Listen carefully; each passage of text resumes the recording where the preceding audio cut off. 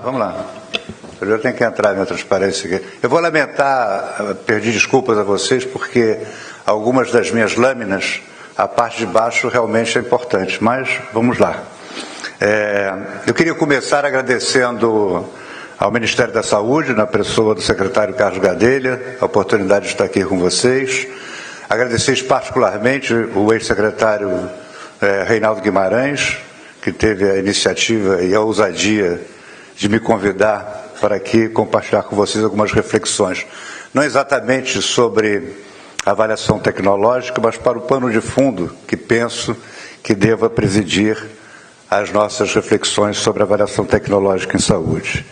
Isso porque vocês escolheram como tema, a GATAI, o papel da avaliação tecnológica para a sustentabilidade dos sistemas de saúde.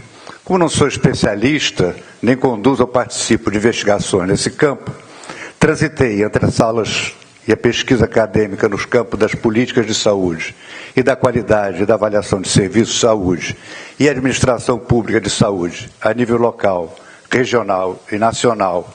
Fui secretário de saúde desse estado, do estado do Rio de Janeiro, alguns anos atrás. Por 2 vezes dirigi, em âmbito nacional, a política de atenção à saúde. É com esse olhar de administrador público e pesquisador de políticas públicas que pretendo conversar com vocês. Acho que haverá sobra, espaço demais no programa dessa reunião para que irmãos mais competentes, como as que me precederam, percorram os caminhos específicos da avaliação tecnológica. Escolhi um título longo para minha exposição, garantindo equidade e sustentabilidade na prestação de cuidados de saúde em países com restrições de recursos e envelhecimento populacional, relevância e alcance da avaliação tecnológica em saúde. Assim procedi para que ficasse claro que pretendo explorar alguns aspectos da sustentabilidade sempre presidido pela busca da equidade. Meu país, o Brasil, já era em 2010 a 8ª economia do mundo. As projeções para 2030 nos colocam no 4º ou 5º lugar. Apesar de já termos cumprido o primeiro objetivo de milênio, de reduzir pela metade o número de pessoas vivendo em extrema pobreza, ainda somos campeões de iniquidade. Não posso, portanto, deixar a questão da equidade fora do centro das minhas reflexões. Agora que é o X, vamos lá? Atenção, pronto. Barbara Starfield, uma das maiores inspiradoras da luta pela equidade de saúde, que nos deixou dia 11 deste mês, publicou um artigo em abril deste mesmo ano, pouco antes de morrer, intitulado A Iniquidade Oculta na Atenção à Saúde.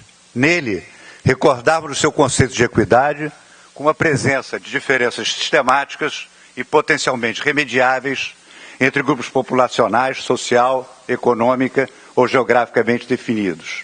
Implícita nesta definição, estava a ideia de justiça, que levou a estender sua análise, a Bárbara, ao que chama de iniquidades, horizontal e vertical. Horizontal, significando que as pessoas com as mesmas necessidades não têm acesso aos mesmos recursos, e vertical, quando as pessoas com maiores necessidades não são providos maiores recursos. Amartya Sen, em seu livro Uma Teoria da Justiça, explora uma distinção da jurisprudência indiana. Nietzsche e Nyaya são 2 palavras que significam justiça em sânscrito clássico. Nietzsche diz respeito à propriedade organizacional e à correção comportamental. Corresponde ao que outras partes do livro é abordado como institucionalismo transcendental ou a uma abordagem abstrata do conceito de justiça. Nyaya refere-se a um conceito abrangente da justiça que se realiza. Para Sen, os papéis das instituições, regras e organizações, diria eu, das nossas políticas de saúde, devem ser avaliados a partir da perspectiva mais ampla e inclusiva de Nyaya, que está inescapavelmente ligada ao mundo que realmente surge e não apenas às instituições e às normas que existem.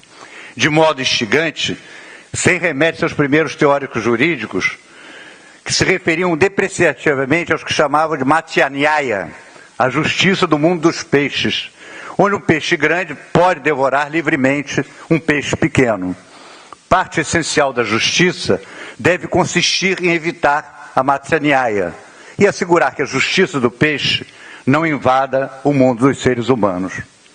O termo sustentabilidade, que entrou definitivamente no vocabulário cotidiano depois do relatório Brundtland de 1987, Nosso Futuro Comum, definiu o desenvolvimento sustentável como aquele que atenda às necessidades do presente, sem comprometer a capacidade das gerações futuras atenderem também às suas.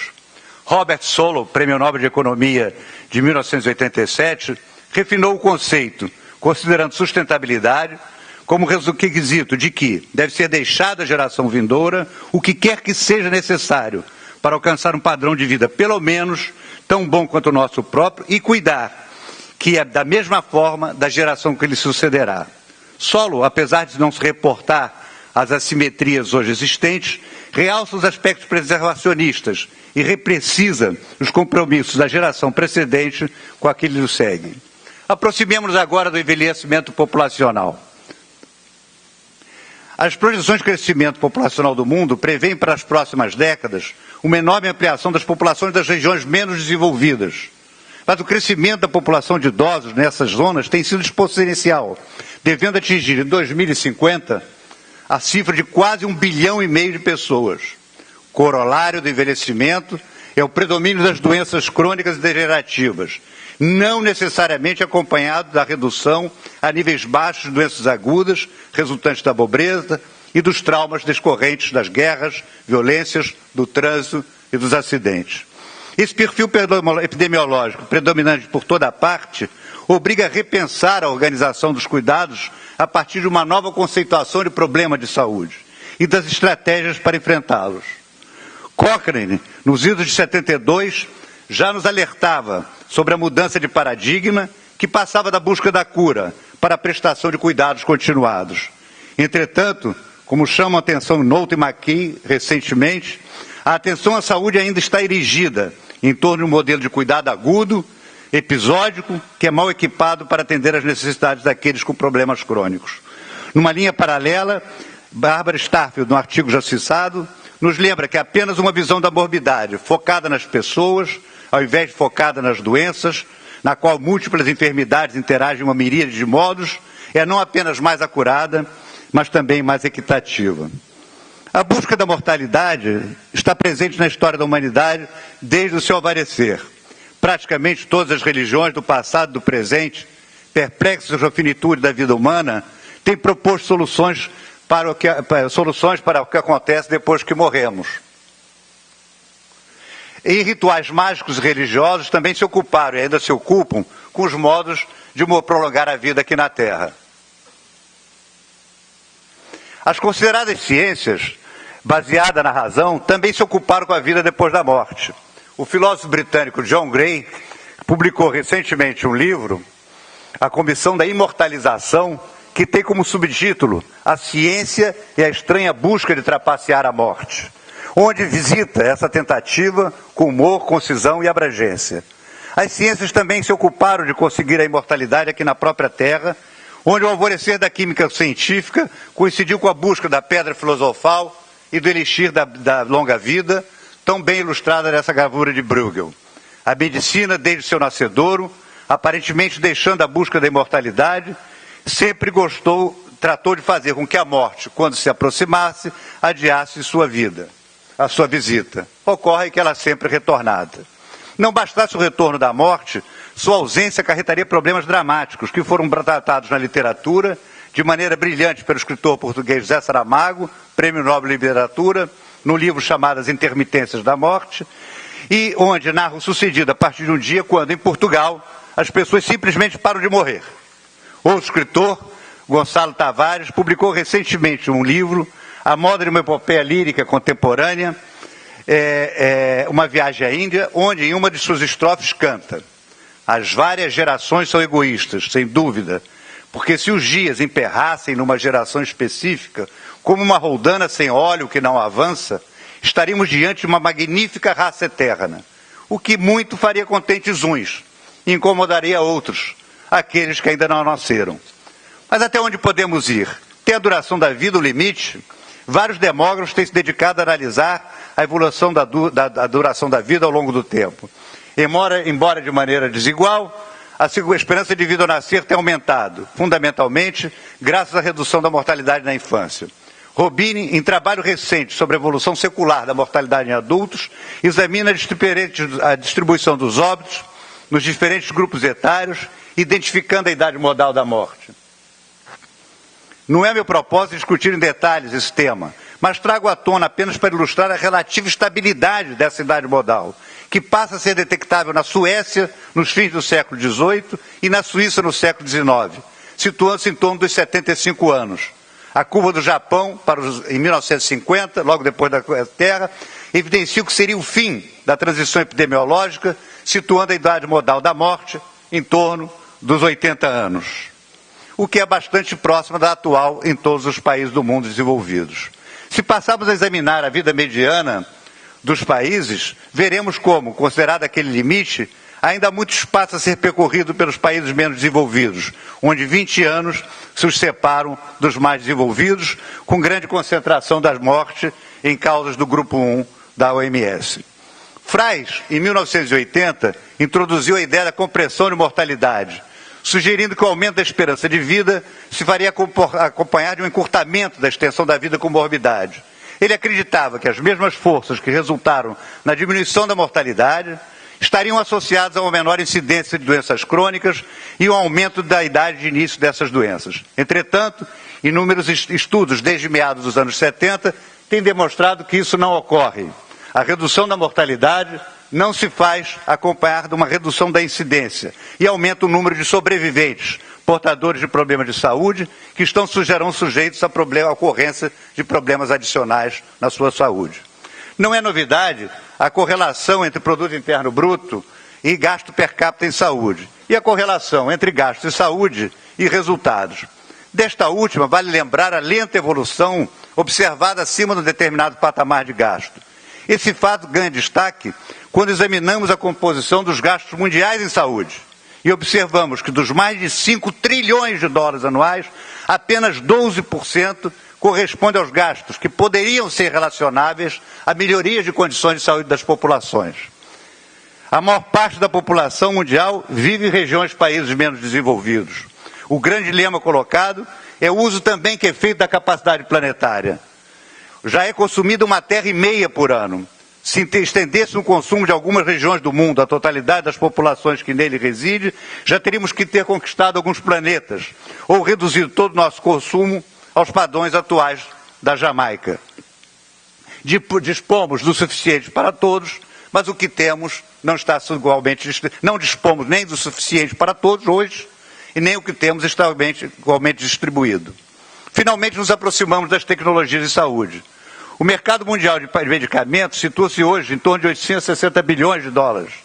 Mais da metade localizado nos Estados Unidos, Canadá, nos Euro 5.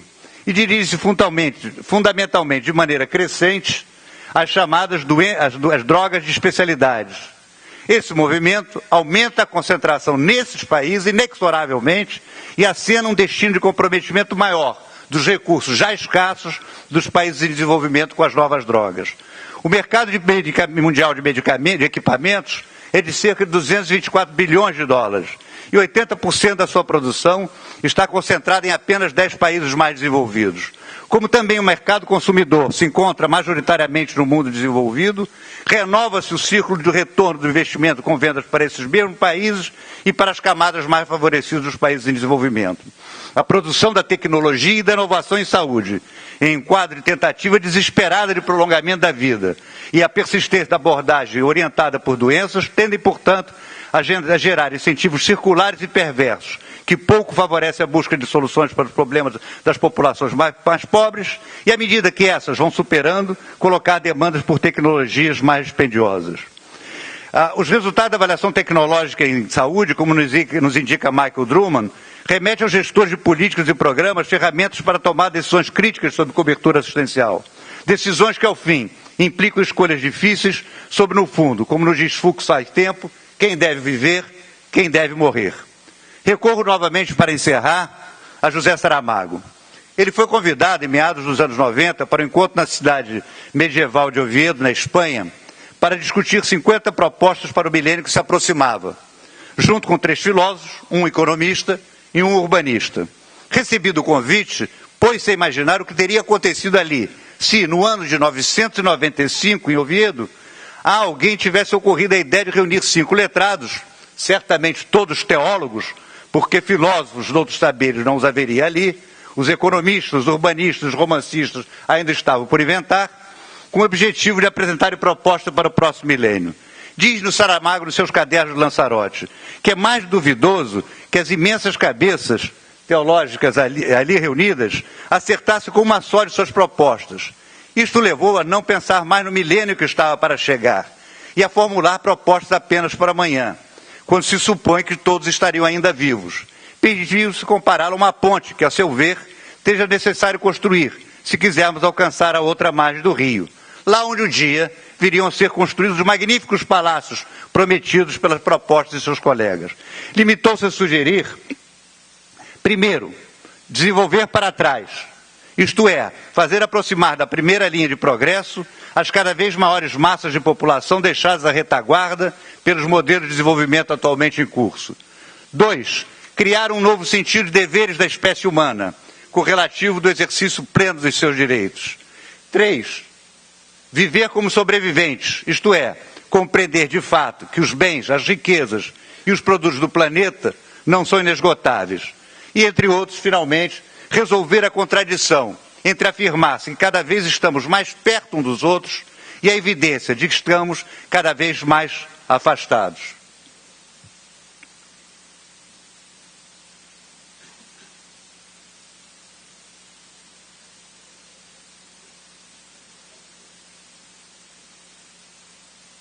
E eu termino com os princípios de Bevan, do NHS inglês, que continuam válidos. Muito obrigado, desejo sucesso a todos.